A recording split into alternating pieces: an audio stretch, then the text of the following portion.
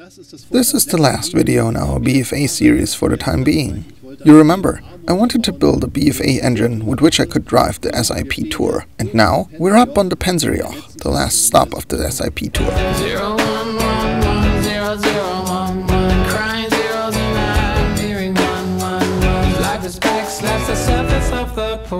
The tour started right in front of our flagship store in Landsberg, and then we drove via Switzerland to Italy. First, we covered a few kilometers on the highway. Then we drove a mountain pass with an elevation above 2,000 meters. And then we went towards Genoa, to the ferry port. From there, we went to Corsica. The next 2 days we explored the island, drove on a bunch of mountains, and through beautiful forest, did more mountain passes and rode along the coast. It really was a fantastic tour.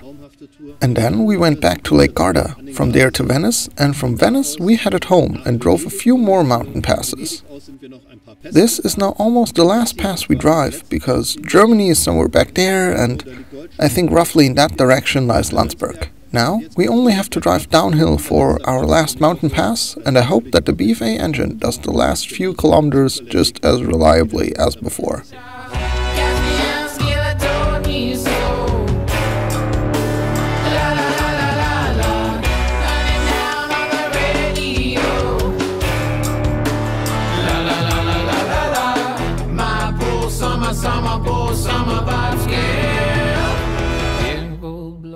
I did the last 2 SIP tours with a Malossi engine that was running very well.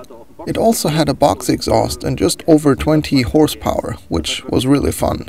The BFA engine in comparison already enters the performance band with more power than the Malossi ever had. It has 40 HP, a wide ref range and a very early peak. This meant that the whole tour was very relaxed, that I always had more than enough power, and that I never had to drive high revs.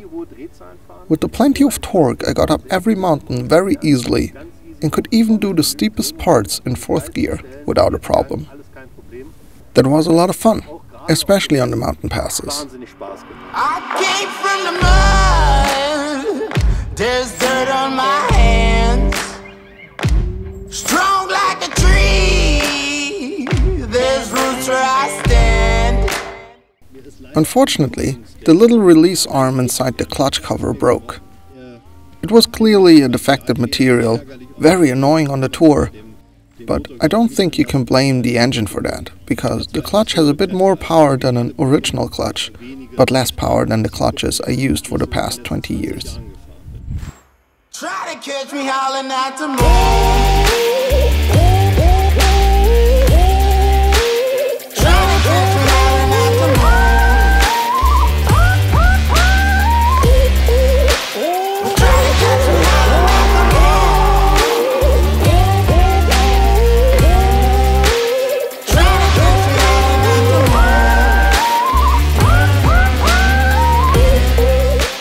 Up to this point, everything has been great. But how does it look inside the engine? What does the wear and tear look like? That we will check next. If you enjoyed the video, then please leave us a like and subscribe to our channel. See you next time.